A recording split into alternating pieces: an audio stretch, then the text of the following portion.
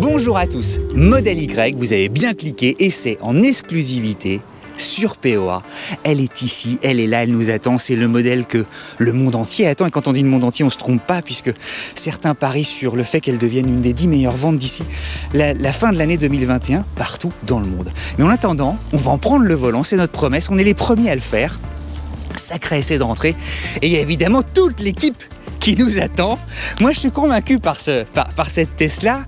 Que vont en penser les autres, à commencer par le président, évidemment par Jean, notre ministre de l'économie, qui va avoir peut-être de sacrés prix, on va en parler avec lui, et surtout c'est aussi Teslaman, puisque sa voiture est là, et puis Julien, spécialiste des consommations. Bref, c'est toute l'expertise concentrée de POA qui va vous donner son avis. À tout seigneur, tout honneur, le président, qu'est-ce qu'elle t'inspire ? Elle m'inspire que Elon Musk a rempli son contrat. Tu sais, il voulait faire 4 voitures qui fassent sexy. La S, la E qui est devenue modèle 3, la X avec les portes, machin, et enfin la Y. Je trouve ça pas mal parce que, tu sais, on se demandait toujours s'il irait jusqu'au bout. Donc voilà, il a fait sa gamme. Alors, est-ce qu'elle est sexy ? Moi, je trouve qu'elle fait plutôt un peu empâtée, là, celle-là. Mais voilà, je me dis, il a tenu parole. C'est la première chose qu'elle m'inspire. Et c'est un super argument, je pensais devoir te convaincre. J'ai pas dit que je t'ai convaincu. J'ai dit, il tient parole, donc rien que ça. Puis là, il a changé les règles. Enfin, on va pas y revenir, engagement fort. Voilà. Jean. Écoute, moi, je pense qu'elle coche pas mal de cases à vérifier pendant l'essai.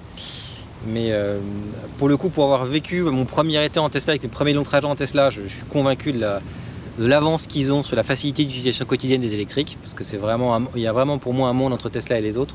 En tout cas, si tu prends ta voiture électrique comme ton véhicule principal. Et celle-là, elle corrige quand même pas mal des défauts de la Model 3, notamment en termes d'habitabilité, de coffre et de praticité d'utilisation avec le haillon. Donc impatient de l'essayer, mais voilà, à première vue, elle coche beaucoup de cases. Et Julien qui tient sa caméra, qui est un de nos spécialistes aussi de l'électrique. Bien sûr, allez. spécialiste de l'électrique depuis 10 ans, de père en fils. Non, moi je pense que... C'est a priori. Non, le truc c'est que j'ai pas mal suivi les gens quand le modèle a été montré à tout le monde. Et beaucoup de gens étaient déçus parce qu'ils s'attendaient à plus. Avec Tesla, la Model S, elle est ce qu'elle est, mais ça reste une belle voiture. Model 3, ça a été la première voiture électrique à un prix à peu près correct, elle a tout cassé sur le marché. Le Cybertruck, c'est un truc de malade. Tu t'attends toujours à de la poussière d'étoiles, comme tu dis. Ouais, et là, en fait, c'est la première fois qu'ils font un peu le jeu des poupées russes. Et tu as l'impression d'avoir une Model 3 qui est un peu bodybuildée, qui est un peu plus haute. Et le côté batracien que j'aime bien de la Model 3 à l'avant, là, en fait, ça la rend moins jolie. Moi, esthétiquement, elle me plaît pas des masses.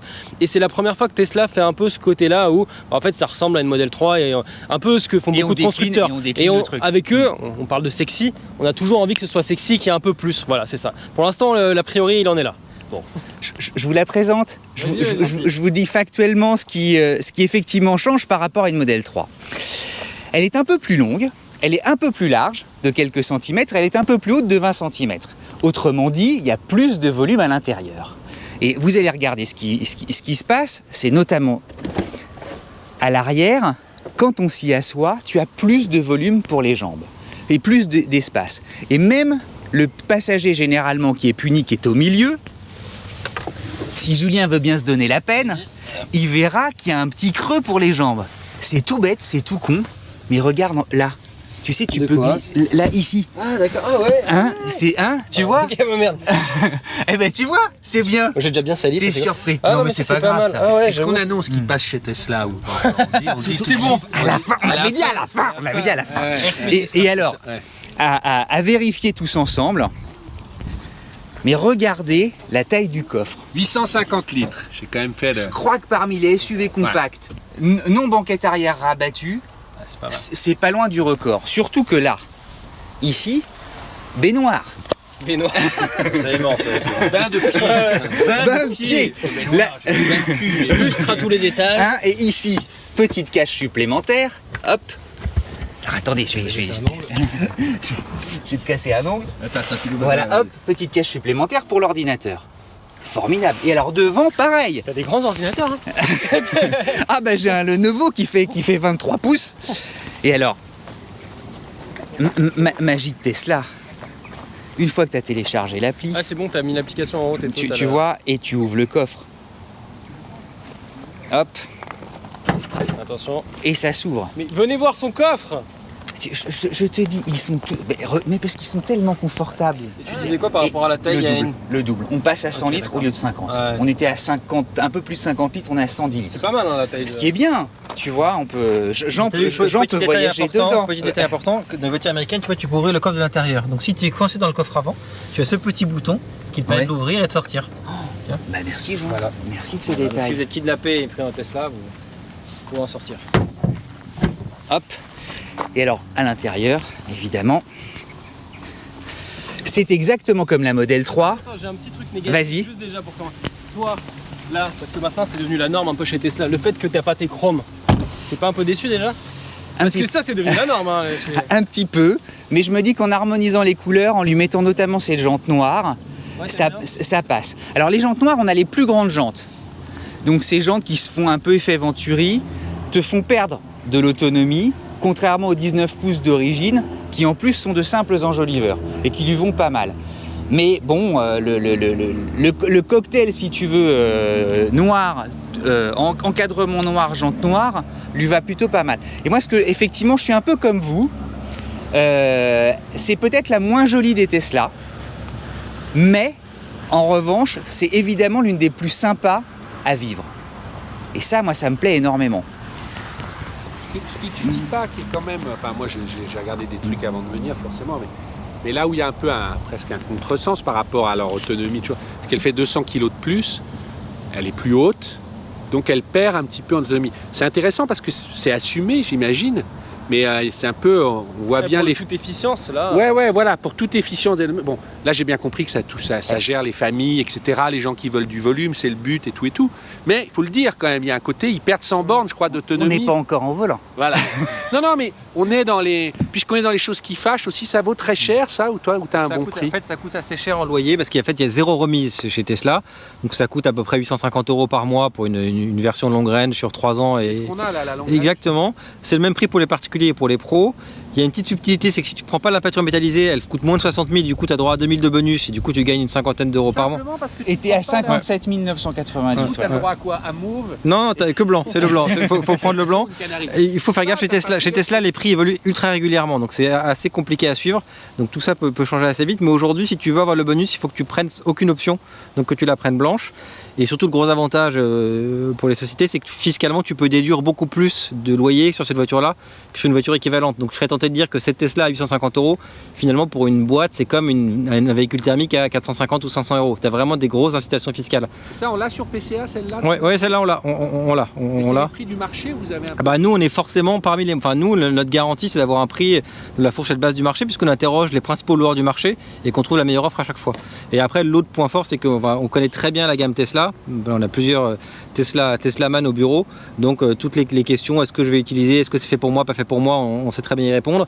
Et puis après sur tous les aspects fiscaux évidemment, on peut évidemment aider les boîtes à optimiser la fiscalité de leur parc et faire en sorte que même si la voiture coûte facialement plus cher que la précédente, ça revient au global pas plus cher pour la société. Bon, Julien parlait d'émerveillement, il y a plein de petits gadgets on monte tout... Juste un point positif à l'arrière par rapport à la Model S, c'est que dans la Model S, le plancher est assez haut, ce qui fait que tu as un peu les genoux remontés, même si tu as beaucoup de place pour les jambes. Là, c'est moins le cas, je trouve. On a une position qui est plus naturelle, plus confortable. Bah, c'est fait pour, en fait, tu vois. C'est pas ce que je trouve beau, c'est ça. Ouais, ce que j'allais dire. Celui-là, il est que d'une pièce. En fait, sur la Model 3, il est en 2 pièces, sur la Model S, il est en 1 pièce aussi. Et là, il y a un effet waouh direct, en fait, c'est tout bête, mais... Mais tu sais, je me dis, moi, en voyant ça, ou encore une fois, c'est hyper zen, t'as rien, t'as que l'écran. C'est Walid, quoi. Il disait maintenant, la bagnole moderne, Là, t'as fermé le coffre comme ça. c'est un smartphone sur roue, puis tu choisis ce que tu veux, mais ça demande un... Moi, je suis frappé de voir qu'ils ont gagné la bataille. C'est-à-dire que t'entends tous les gens, la Model 3, la Model 3, la Model 3. Ça ratisse large. Est-ce qu'on peut dire, Julien, que nous, on a essayé la Ioniq 5 de Hyundai, que vous pourrez voir dans 10 jours. Il va avoir un sacré secret de design. Voilà, on a fait un secret de design qui est vachement belle. Ah, mais j'adore. On s'amuse plus dans une Ioniq 5. Là, j'ai l'impression d'être mais elles sont vachement dans un cousines, monastère à Patmos, alors qu'avec la Ioniq 5... Non, mais je dis ça. Est-ce que le monastère à Patmos se fait ça? La cucaracha, tu peux choisir ton klaxon. Et alors le klaxon, tu sais, il y a le fameux... C'est légal ça d'avoir une cucaracha Tu peux faire un pep en klaxon, extérieurement. Ouais. Tu peux faire DJ. Cool. Je te fais la cucaracha. Je pense qu'on entend bien là. Mais ça, c'est pas un vrai klaxon, c'est plus en mode quand il est piéton pour pas. On est d'accord? Alors en vrai, c'est qu'à l'arrêt. Je vous l'ai fait Ah, pour une d'accord. blague, Ah, parce que tu ne peux pas, normalement, légalement, effectivement, il faut un T'as le klaxon. feu de bois comme c'est la romance. Là. Ah bah t'as la romance évidemment avec C'est le le feu de bois chauffage, fais gaffe, qu'adore Renault. Il y a des choses qui changent au niveau du soft et tout. Par exemple, attends, tu as fait une mise en main là. Il t'a montré En fait, en 20 minutes. Il y a alors, plein de choses que tu as découvert. 95%, c'est la Model 3. Ouais. Tu as sur l'application de téléphone, il y a eu des changements de graphisme et vous verrez sur Twitter et tout ça. Il dit rien que ça, c'est Donc, il y a une formidable. mise à jour de l'application sur le téléphone. Donc, et Ok. regardez, c'était tellement naturel que personne ne l'a relevé. Mais comme sur la Model 3, tu poses ton téléphone ici Il y a l'induction. et il y a l'induction immédiate. Et le Sur la passager, UX5 aussi. et le passager peut le faire aussi. Sur une X Voilà. qui te sert le thé. Il nous avait entendu sur la Model 3, tu sais, le prolongement du Je bois. crois que c'est directement suite à la vidéo. Hein. Hein. Ah bah ça. Non mais ça et puis évidemment tu as le volume au-dessus. Et puis le démarrage se fait sans clé comme sur une Model 3. On va fermer les portières et puis on va rouler.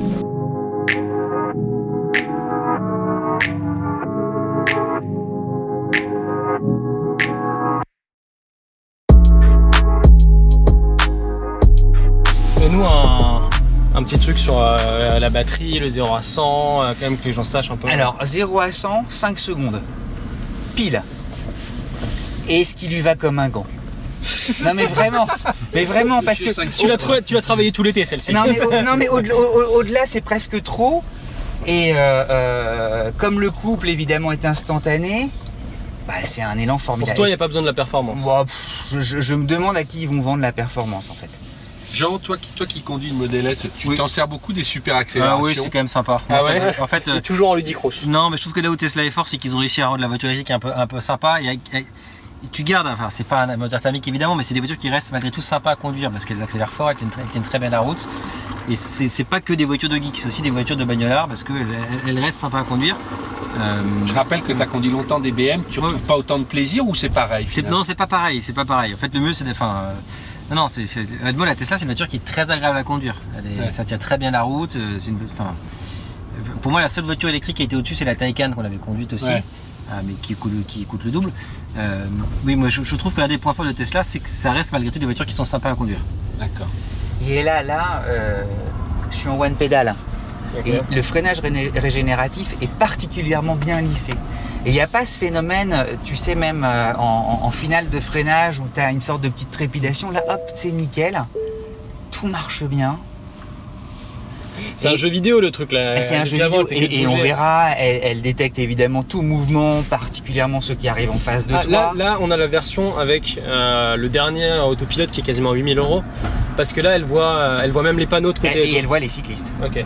Ça, Et elle voit les poubelles. C'est ce que j'ai vu. Avant, elle voit les poubelles. C'est n'importe quoi. Pourquoi elle a besoin de. Alors, Mais c'est un côté rassurant parce qu'en fait, tu vois ce qu'elle voit. Ouais. Et du coup, quand tu es en pilote automatique, tu peux checker en fait, tu peux vérifier qu'elle voit les mêmes choses que toi. Toi, sur ta Model S, il y a différents types d'autopilote. Il y a juste un régulateur, il y a une version 1 qui est dans les 3000 € et tu as une version 2 à 8000. Alors moi j'ai le truc de série qui est déjà un autopilote, enfin la voiture sur autoroute elle peut conduire toute seule.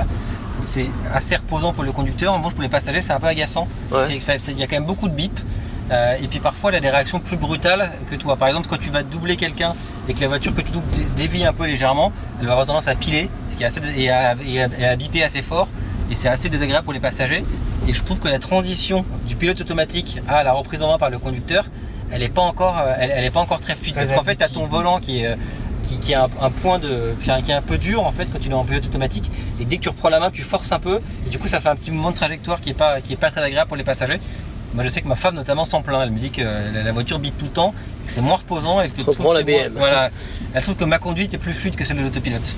C'est une conduite exceptionnelle. Anne-Pascal, si tu nous entends, tu vois, on a réussi à parler des petits défauts. Est-ce que c'est pas le cas de tous les systèmes d'autopilote? Si, Même si. petit à petit, Ouais. tu disais à l'époque ça fait un peu le billard, Cédric, mais petit à petit ils le régleront quoi. Enfin, on peut espérer. Elle est un poil ferme, puis en plus vous êtes derrière. Ouais, bon, après, les routes ici sont pas en super bon état, mais effectivement, tu sens quand même. Mais tu vois, par rapport à la SUV qu'on avait essayé là, cet été, elle est plutôt dans la catégorie Tu vois, freinage régénératif. Ouais, ouais. Non, vois, ça vaut pas le RAV4 qui était assez exceptionnel. Là, regardez le freinage, tu vois, je l'ai pas fait. J'accélère juste un petit peu pour vous. Tu vois, c'est suffisant. Ah, ça suffit. Il n'y a pas besoin davantage. Ça accélère mieux que toutes les voitures qu'on a essayé, même le X5 Ah bah tu largues tout le monde. Et là j'ai juste relâché la pédale d'accélérateur. Le freinage est présent suffisamment. Non, puis ce qui est sécurisant, c'est que c'est instantané. Regarde ce que tu m'as fait. Ouais. Tu peux pas faire ça sur le graphique.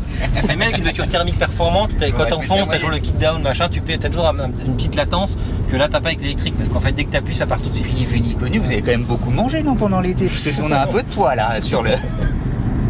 Et tu serais pas tenté, alors tu n'as pas fait l'essai avec nous, mais tu vois la Ioniq 5, elle a la même batterie, c'est 72-73 kWh. Ils ont réussi à faire en sorte que tu as quand même beaucoup de place, sans avoir la gueule vraiment d'un SUV, elle n'est pas forcément plus haute, mais elle a de la place. Et en termes de prix, c'est quasiment kiff-kiff, là on est à 59 000 avec la bonne batterie, le truc et tout.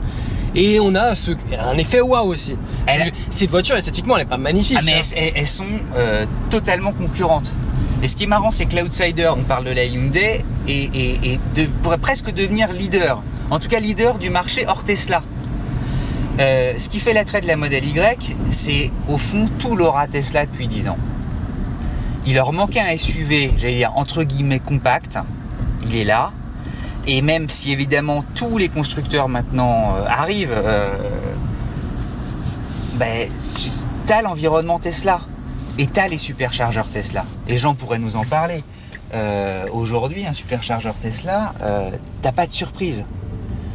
Un Ionity, le président du groupe Volkswagen lui-même cet été, vous y regardez sur son Twitter, a été déçu par l'expérience Ionity. Il a même gueulé en disant que c'était lamentable. Il y a une borne sur 3 qui marche pas, il fait la queue, enfin il a dit ça va pas du tout. Ce qu'on a vécu, c'est-à-dire que le fait qu'on arrive à une borne Ionity, 1 sur 2 effectivement fonctionne plus ou moins, donc tu es obligé de reculer, de te rebrancher à une autre. Puis c'est assez cher en plus. Hein. Et en plus c'est cher puisque c'est au temps passé.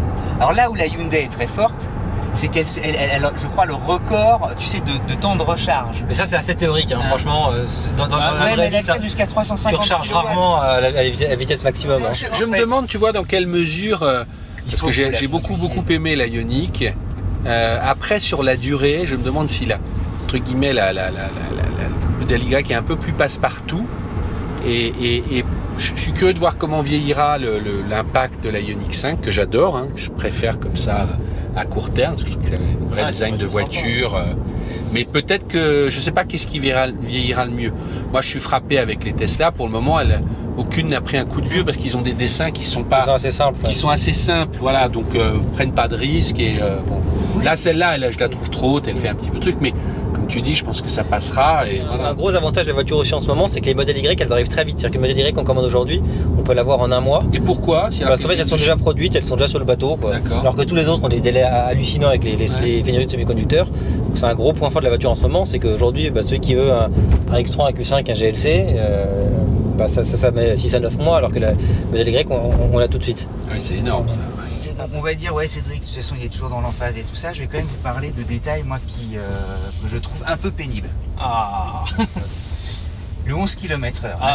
L'indication kilométrique, elle est ici. Elle est le plus à droite possible et elle se rapproche évidemment le plus de l'angle du regard. Mais j'adorerais qu'elle soit là.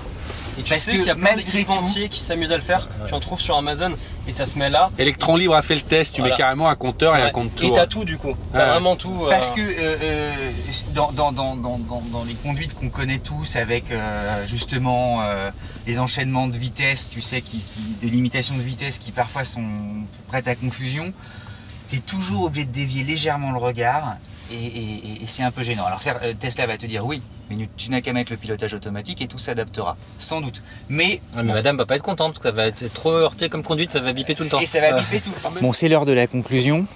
Jean, on t'a pas filmé, mais tu l'as conduite. Oui. Moi, j'avais une question. Toi qui conduis depuis un an la Model S, est-ce que tu retrouves les sensations de conduite? Qu'est-ce qu'il y a de différent? Alors, elle est moins large, donc elle est plus facile à prendre en main. Le fait d'être surélevé, c'est quand même assez pratique. Tu retrouves globalement le feeling Tesla, enfin l'accélération forte, la récupération d'énergie qui est bien faite, la direction qui est agréable. Après, je trouve que la Model S elle a un gros avantage en confort de suspension parce qu'elle a une suspension pneumatique contrairement à celle-là qui est relativement confortable. Tu m'as dit c'est plus ferme. C'est plus ferme. Mais globalement, je l'ai trouvé très bien à la conduite. Mais la Model S, elle reste quand même beaucoup plus confortable. Et alors, tu m'as dit le modèle idéal pour moi. Vas-y, décris modèle trois idéal, choses. alors, c'est une Model 3 avec suspension pneumatique et avec un haillon. Et un petit affichage de la vitesse devant le conducteur, comme la Model 3, comme la Model S a, et même la nouvelle, ils ont gardé l'afficheur derrière le volant. D'accord, ça c'est les mots d'usage. Bon, vous achetez, vous? Moi j'achète et je vais vous faire une petite confession. J'étais à la fois séduite de conduire une Star, mais en me disant, ça reste une sorte, effectivement, esthétiquement, c'est assez particulier. En fait, avec ce rouge, et avec sa précision et son ambiance de conduite, à rouler, sa motrice, ça part très fort évidemment, c'est un des plus véloces possibles des SUV en ce moment, mais j'ai envie de dire oui. En fait, elle me fait rêver. Et plus tu la conduis, plus tu roules avec, plus tu l'apprécies. Je ne pensais pas à ce point-là. Et ce rouge, c'est étonnant, hein. Moi, il me plaît. Julien? Moi, je reste sur la Tesla Model 3 parce que je suis pas extra fan du SUV et je trouve que la Tesla Model 3 de base, vraiment la standard avec la petite autonomie et tout, le rapport qualité-prix qu'elle te délivre, parce que t'as pas une autonomie extraordinaire, mais t'as quand même toutes les bornes Tesla et tout, je trouve que le rapport qualité-prestation, il est fou. Donc voilà. Jean, tu gardes la Model S. Moi je garde la Model S. En fait, celle-là je la trouve malgré tout très bien.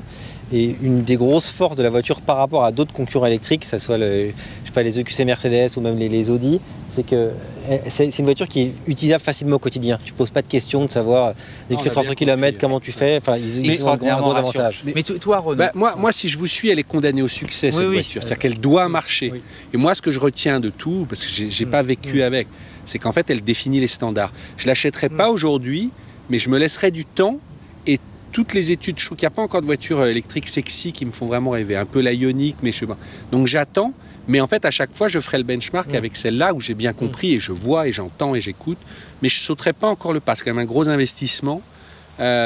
J'attends, mais je trouve que, voilà, je suis comme tout le monde, je constate. Et puis chaque semaine qui passe, de nouvelles concurrentes arrivent. Non mais c'est pour ça, je te dis, moi je plongerai pas aujourd'hui. Il y a un enjeu très important. Que d'ici quelque temps, il y a sans doute des choses qui vont arriver, mais voilà, il faut répondre à ces standards. Après, il y a beaucoup de concurrence qui arrive, mais sur les infrastructures, la mise à niveau, ils n'y sont pas encore. Donc ça prendra du temps. Pour répondre à la question, je préférerais prendre la Model S qui est plus près de mes standards, et surtout celle avec le petit volant coupé. Là, le yoke, on a tous envie de... J'attends de voir. Voilà, le yoke parce que c'est l'aérien. Bon. Je ne sais pas si ça sera légal en France. Je sais pas si, en fait, il était question au début qu'ils la sortent avec 2 options de volant, le yoke est normal, et après ça va être que le yoke. Et c'est accepté dans la oui, je crois.